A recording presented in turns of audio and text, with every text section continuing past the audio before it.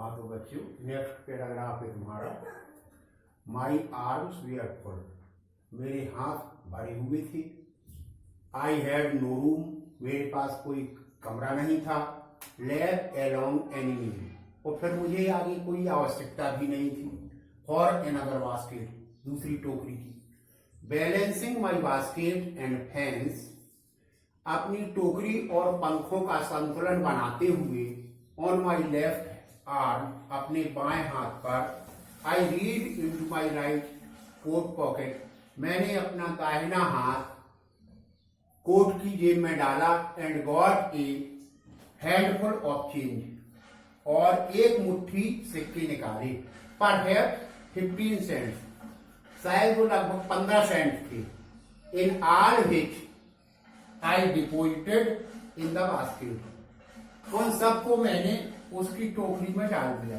Deposited in the basket. There the young girl had imploringly before me, जिसे पकड़े हुए वो छोटी बच्ची मेरे सामने देख रही थी। आई ट्राइड टू एक्सप्लेन, मैंने उसे समझाने की कोशिश की। That I could not by, कि मैं नहीं खरीद सका द बास्केट, टोकरी को। बट, लेकिन एक्सटेंडेड द ग्रेस्टी एज ए सब्स्टिट्यूट, लेकिन उस खरीदने के स्थान पर मैं एक मुश्त धनराशि तुम्हें दे रहा हूं। आई रियलाइज, मैंने अनुभव किया। एडवांस, तुरंत। What offence I had given, मैंने क्या अपराध कर दिया था। दिस चाइल्ड ऑफ 9, यह 9 वर्ष की बच्ची। ड्रेस्ड इन रेड, जो फटे चीथड़े पहने हुए थी। And on the edge of starvation, और भूखों मरने की कगार पर थी। रेड हर चिन, अपनी टोरी को उठाया। रीड इनटू द बास्केट, अपने हाथ को टोकरी में डाला। And with all the pride and graciousness, और पूरे गर्व और शान के साथ ऑफ ए लेडी, एक महिला के। Handed the money back to me, मुझे पैसा वापस कर दिया। There was only one thing, अब केवल एक ही चीज थी। आई कुड डू, जो मैं कर सका। आई बॉट द बास्केट, मैंने टोकरी खरीदी। सी वाइप्ड हर आईज, उसने अपनी आंखें पोंछी। स्माइल, मुस्कुराई। And dead down the platform, और उछलती हुई प्लेटफॉर्म के नीचे चली गई। हेडेड फॉर सम ग्रास हट, जहां पर कुछ घास की झोपड़ियां स्थापित थी। That would have at least 30 cents that night, उस रात उसके पास 30 सेंट थे खर्च करने के लिए। नेक्स्ट पैराग्राफ है। I told this story to prime minister, मैंने यह कहानी प्रधानमंत्री को बताई, Pandit Jawaharlal Nehru. I told him, मैंने उन्हें बताया। इट वॉज वन रीजन, यह एकमात्र कारण था। I had fallen in love with India, कि मैं भारत से प्रेम करने लगा था। द पीपुल आई सा इन इंडिया, लोगों को जिनको मैंने भारत में देखा। Those in the village as well as those in high office, चाहे वो गांव में हो, गांव के रहने वाले अर्थात कम पढ़े लिखे। As well as those in high office, चाहे ऊंचे ऊंचे दफ्तरों में बैठने वाले अर्थात बहुत पढ़े लिखे लोग हों। हैव बोथ प्राइड, दोनों में गर्व का भाव था। And lively sense of decency, और उनमें एक सजीवता का भाव था। एंड सिटीजनशिप, और नागरिकता का।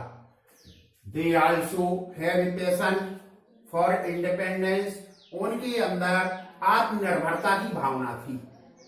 दिस ब्यूटीफुल चाइल्ड, यह सुंदर बच्ची। बॉर्न इन स्क्वेलर एंड पॉवर्टी, जो गंदगी और गरीबी में पैदा हुई। अनएजुकेटेड, अशिक्षित। इन बोथ, दोनों प्रकार से। ग्रामर एंड मैनर्स, व्याकरणीय दृष्टि से और आचरण की दृष्टि से। Had given me a glimpse, मुझे एक झलक दे गई। Of the warm soul of India, भारत की गर्म आत्मा की। ये बच्चों तुम्हारा लेसन है जिसका हिंदी एक्सप्लेनेशन मैंने आपको बताया। अब मैं कुछ इंपॉर्टेंट पैराग्राफ जो हैं उनका इंग्लिश टू इंग्लिश तुम्हें एक्सप्लेन करूंगा और इसके बाद जो एक्सरसाइज है सॉल्व क्वेश्चन आंसर है, उन सॉल्व क्वेश्चनों को वोकैबुलरी भी दी गई है, उनमें होमोफोन्स हैं, एंटोनिम्स हैं, सिनोनिम्स हैं, फिल इन द ब्लैंक्स हैं जो इसी लेसन से आते हैं, उनके बारे में अगले उसमें बताऊंगा मैं टाइम पर। हाँ बच्चे, ऐसा है, अब आप अपनी पुस्तक में एक्सरसाइज निकालिए, पीछे एक्सरसाइज खोलेंगे तो यहाँ शॉर्ट आंसर टाइप क्वेश्चंस दिए गए हैं। इन प्रश्नों के उत्तर तुम्हें इसी लेसन में पढ़ के मिलना है, जो मैंने पढ़ाया है उसी के आधार पर इन प्रश्नों के उत्तर तुम्हें छांट करके लिखना है, जो 30 शब्दों से ज्यादा ना हो। जैसे for example, where was the writer going, लेखक कहां जा रहा था, तो इसका आंसर है the writer was going from New Delhi to Ranikhet for the Himalayas.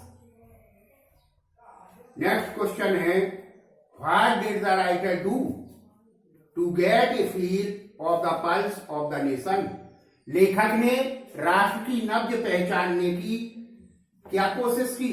What did the writer do, लेखक ने क्या किया, to get a feel of the pulse of the nation, राष्ट्र की नब्ज पहचानने की। तो writer talked to the people of India to get the pulse of the nation, लेखक ने लोगों से बात की, यहां हर प्रकार के लोगों से प्लेटफॉर्म पर उतर जाता था, लोगों से बात करता था, जिससे वो राष्ट्र की नब्ज पहचानने की कोशिश कर रहा था। नेक्स्ट क्वेश्चन है, who were these children selling baskets, ये बच्चे जो टोकरियां बेच रहे थे ये कौन थे। तो the children who were selling baskets were refugee children, बच्चे जो टोकरियां बेच रहे थे वो शरणार्थी बच्चे थे, जो पाकिस्तान से भारत आ गए थे। Who came to India from Pakistan by the fear of the religious fanaticism, धार्मिक उन्मादता के भय से। नेक्स्ट क्वेश्चन है, what was the plight of the refugees, शरणार्थियों की दशा कैसी थी। The plight of the refugee children was very pitiable, शरणार्थी बच्चों की दशा बड़ी दयनीय थी। Why did the refugee children descended like locust on the writer, शरणार्थी बच्चे लेखक के ऊपर टिड्डियों की तरह क्यों टूट पड़े हैं। तो ये है, refugee children descended like the locust on the writer, they wanted to sell their baskets, fans and articles to the writer. They had seen a promising market in the writer. वो लेखक को अपनी टोकरियां, पंखे और वस्तुएं बेचना चाहते थे। उन्होंने लेखक में एक अच्छा ग्राहक देखा था, इसलिए टिड्डियों की तरह उसके ऊपर टूट पड़े। Which vendor among the children drew the writer's attention most and why? किस विक्रेता ने लेखक का ध्यान सबसे ज्यादा अपनी ओर आकर्षित किया। तो इसमें है, एक गर्ल ऑफ 9, एक 9 वर्ष की बच्ची ने Drew the attention of the writer, लेखक के ध्यान को आकर्षित किया, because she was pleaded in her tone that would ring any heart, क्योंकि वह अपनी इस तरह से तर्क रख रही थी अपनी भाषा आवाज से कि वो किसी भी हृदय को पिघलाने की क्षमता रखती थी। नेक्स्ट क्वेश्चन है, what forced the writer to buy the little girl's basket, किस चीज ने लेखक को बाध्य किया उस बालिका की टोकरी खरीदने के लिए। तो लेखक को बाध्य किया सबसे ज्यादा उस बच्ची के तर्क ने, जो उसने पैसे लौटा दिए।